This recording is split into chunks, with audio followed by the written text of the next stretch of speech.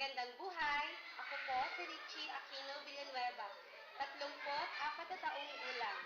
Nagtapos ako sa Dinsusluk, Agolonyon, sa kursong Bachelor in Elementary Education, specialized in Early Childhood Education. Nagturo ako sa pribadong paaralan ng 11 taon at 1 taon naman at 8 buwan sa Kinder Volunteer sa Pongpong Elementary School.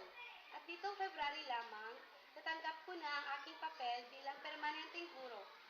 Sa ngayon, kasalukuyan akong nagtuturo dito sa Damorquis Elementary School bilang isa sa tagapayo ng ikalawang baitang. Salamat po. My most important learning insight from this course is that the teacher should implement well-planned reading lessons where there is a gradual release of responsibility for learning from the teacher to the pupils. It should be the model, directly teach, and have pupils practice.